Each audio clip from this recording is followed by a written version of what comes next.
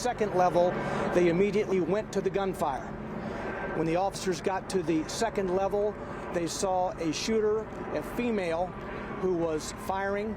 The officers engaged her. She was fatally shot by responding police officers. There was a 5-member team who was on the second floor at that time. 2 individuals from that 5-member team opened fire on the shooter. We know at this point that this shooter is a female. She appears to be in her teens, although her identification has not been confirmed at this juncture. We know that she was armed with at least 2 assault-type rifles and a handgun. We are efforting now to identify her. She entered the school through a side entrance and traversed her way from the first floor to the second floor, firing multiple shots.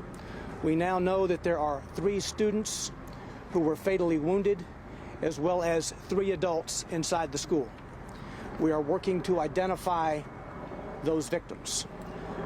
Including the shooter, a total of 7 persons were killed as a result of this morning's incident at the school. By 10:27, the shooter was deceased. The officers had engaged the shooter by 10:27, and she was deceased. Again, I said the first call came in at 10:13 this morning. I'll take just a couple of questions before we go back. Clear. So the 7 dead, and then the nature of injuries, how many injured do you know? That maybe are being treated still, or injuries? I know the first responders weren't. But An officer had a wound from cut glass. That is the only other injury that I'm aware of. Do we know if the injuries of the students, are they critical, or do we know the condition?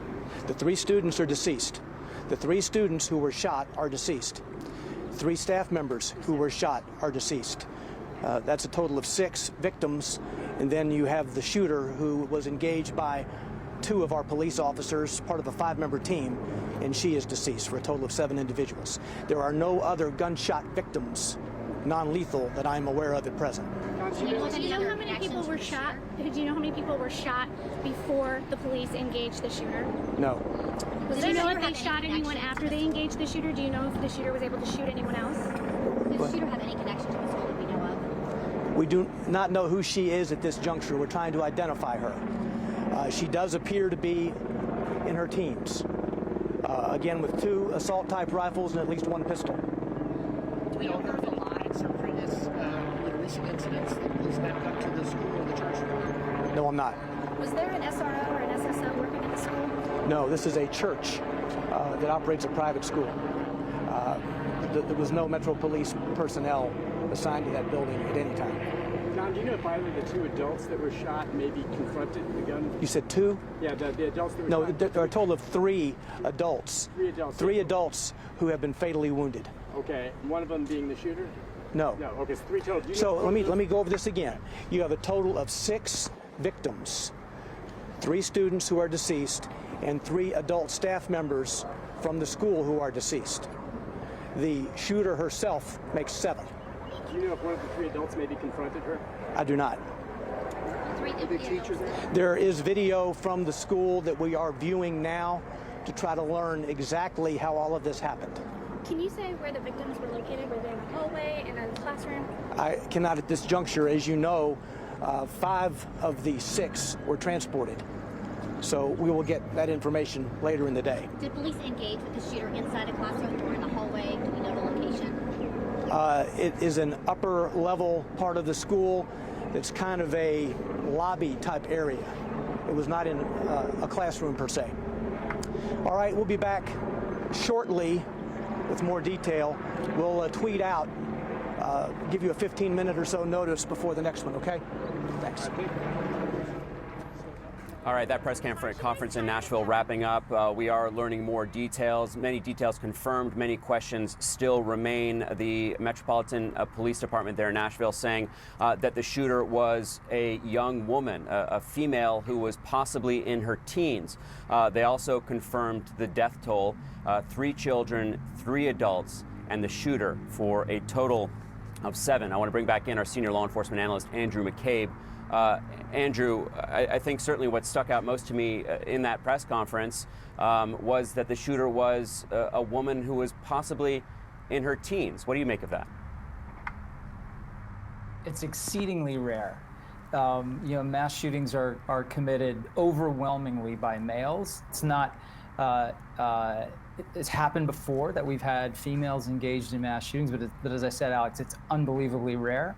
And in this case, I would say made even more rare by the fact that she's potentially a teenager. But I guess we need more facts on that.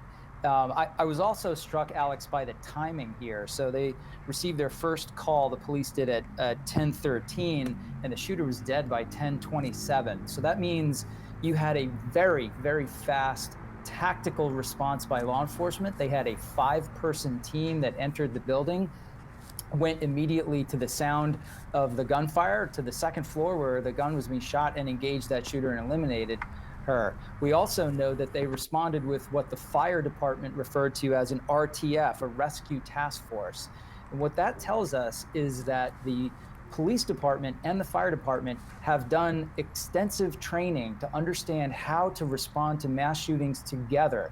In the case where you have these sorts of task forces, you have EMTs and folks associated with the fire department who actually have ballistic tactical vests. They go in with the tactical team for the purpose of triaging and attending to victims on scene before the entire structure has been cleared by police. It's the fastest, most tactically sound way to bring medical resources into those victims right away. So what you have here is about as highly evolved, well-trained response as you're going to get, any place in the country. And still, we have 7 victims. We have a shooter with 2 assault rifles and a handgun that is very heavily armed with lots of rounds of ammunition, undoubtedly. And there is just, it's hard to imagine what seems from the surface, from the few facts we have, to be a better response, and yet it's still an absolute tragedy for this community. Yeah, 6 victims, 3 adults, 3 children, and I think, Andrew, speaking to the speed of that response, according to Metropolitan Police and the fire department just there in that press conference, there were no other wounded. There was an officer who hurt their hand on some glass, but other than that, there were no wounded that we know of. 5 people were transported to the hospital. We were told they were all deceased. But as you just touched on, Andrew, not only is it exceedingly rare that a young woman carries out a mass shooting, more than 90% of these shootings are carried out by men, but this young woman also had access to these extraordinarily strong firearms, 2 assault-type rifles and a handgun.